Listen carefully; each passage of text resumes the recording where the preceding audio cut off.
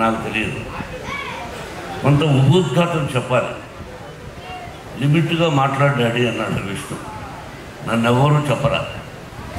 అన్నయ్య నేను వేదిక మీద కొన్ని వందల సభలు అన్నాం.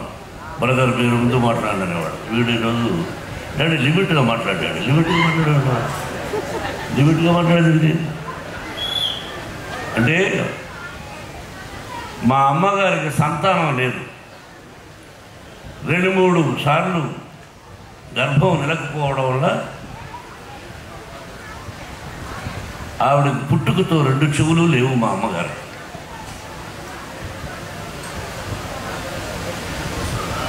2 చెవులు లేవు. మా అమ్మగారు పిల్లలు లేవు. నాన్నగారు ఎలిమెంటరీ స్కూల్ టీచర్. ఆయన ఒక 4 కిలోమీటర్ల పొలాల్లో నడిచెళ్ళాలి. ఆ తర్వాత ఒక 5 కిలోమీటర్లు ఫారెస్ట్లో నడిచి వెళ్ళాలి. ఆ తర్వాత ఒక 4-5 కిలోమీటర్లు అడవిలో కొండపైకి ఎక్కాలి. అక్కడ లింగాకారంలో ఈశ్వరుడు చూశారుగా. అందరూ శివలింగం ఉంటే ఇలా ఉంటుందనుకుంటారు. శ్రీకాళహస్తిలో ఎలా ఉందో అలా కూడా లేదు. అక్కడ లింగాకారంలో ఉంది. బత్తనేయ స్వామి అని పేరు.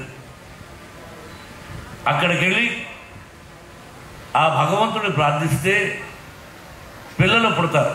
ఈ రోజుకి ఉంది. ఎవరైనా పిల్లలు లేని వాళ్ళు అక్కడికి వెళ్ళి ఆ స్వామిని దర్శించుకొని ఆ వీగుని కొంచెం నోట్లో వేసుకున్నా సరే, తలకు రాసుకున్నా సరే, నుదుటి మీద పిల్లలు పుడతారు.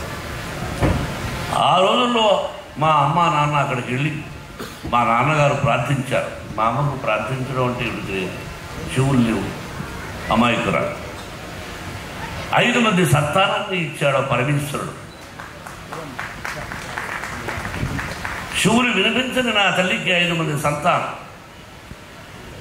మా ఊరు నుంచి అది ఏర్పేట నుంచి మా విలేజ్కి వెళ్ళాలంటే 7 కిలోమీటర్లు నడిచి వెళ్ళాలి.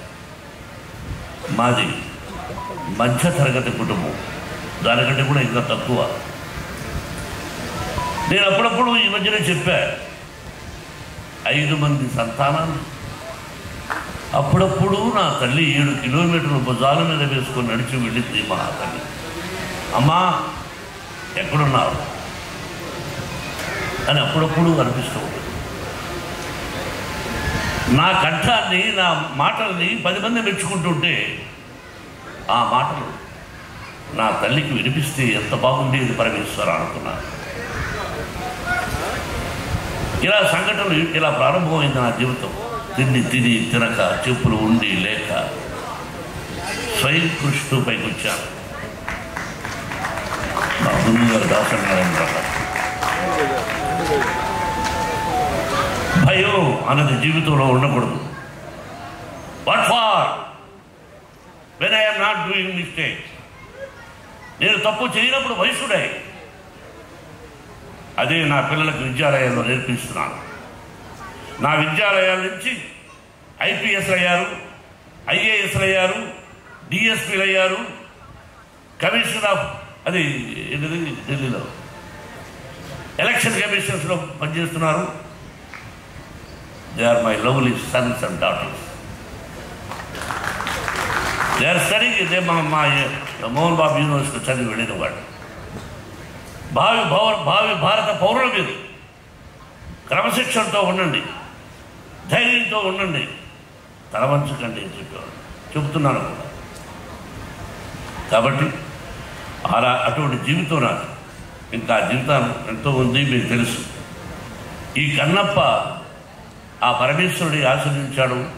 దాదాపు 7 సంవత్సరానికి కష్టపడ్డాడు. నా బిడ్డ ఎలా కష్టపడ్డాడు, ఈ సినిమా ఎలా తీసామనేది నేను చెప్పదలుచుకోలేదు. ఈ సినిమా ఎలా తీసాము, ఏం కష్టపడ్డాము వాళ్ళు చెప్పారు. నేను మొట్టమొదట హృదయపూర్వకంగా నాకంటే చిన్నవాడు నా బావ ప్రభాస్. బావా అనుకుంటాం కొన్ని సంవత్సరాలు. విష్ణు అన్నాడు, అంటే నా సినిమాలో చేశాడు కాబట్టి చెప్పడం కాదు, చేసినా చేసి ఉండకపోయినా మానవత్వం, మంచి మనిషి, మంచి హృదయం ఉన్నవాడు ప్రభాస్. నేను మామూలుగా ఒకసారి ఫోన్ చేసి ఏం బావా అన్న, ఇంటికి రానా అన్నా. ఓకే బావా రేపు రా అన్నాడు. ఏమైనా నేను పని మీద వస్తున్నాను, నువ్వు ఎస్ సార్ నువ్వు చెప్పబోయా అంతే. ఏంటి బావా అన్నాడు. ఏం కంగారు పడకని వెళ్ళాను. కూర్చొని ఈ పిక్చర్లో ఇన్ని రోజులు వేషం ఉంది, నువ్వు చేయవలసిన అవసరం లేదు. You are the top hero in India, one of the top hero in India, not only India, the world wide. అటువంటి గొప్పవాడు. బట్ ఈరోజు నువ్వు కాదన్నా నీ సినిమాలో నేను యాక్ట్ చేస్తా ఎప్పుడైనా, దానికి దీనికి సంబంధం లేదు. ఇన్ని రోజులు ఎస్ ఆర్ నో అన్నా. బావా దీనికి నువ్వు రావాలన్నా నేను విష్ణు మాట్లాడుకుంటాం, ఐఎమ్ డూయింగ్ అన్నాడు.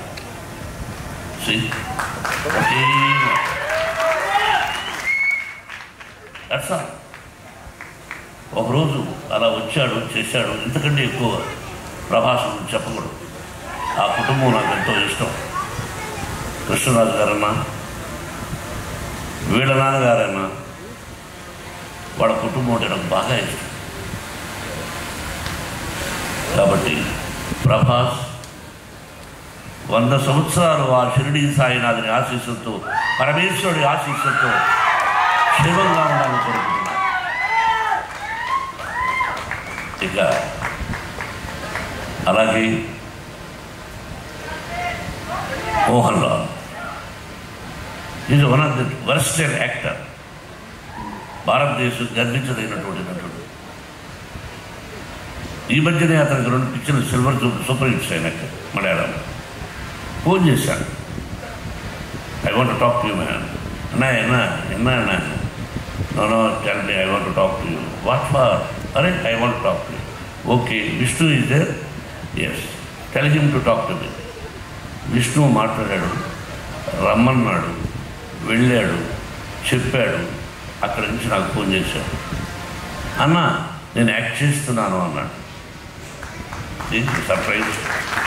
ది లవ్ అండ్ ఎఫెక్షన్ నా మీద. అలాగే Sarath Kumar is one of the Rajya Sabha member. ఇంతకుముందు భారతీయ జనతా మన బీజేపీలో ఒక ప్రముఖ వ్యక్తి, నాకు తమ్ముళ్ళు లాంటి వాడు.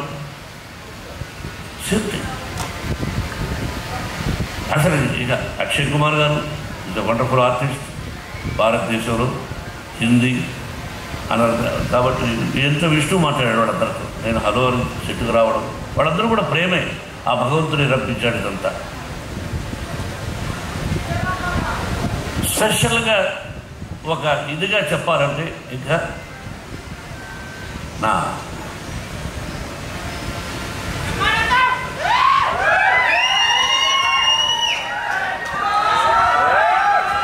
మీకు తెలుసో తెలీదో, ప్రపంచంలో లిసన్ మై డియర్ ఆత్మీయులారా వినండి బాబు, కాదు భారతదేశంలో కాదు, ప్రపంచంలో హీజ్ ఐ థింక్ నెంబర్ 2 స్థానంలో ఉన్నాడు ప్రపంచంలో.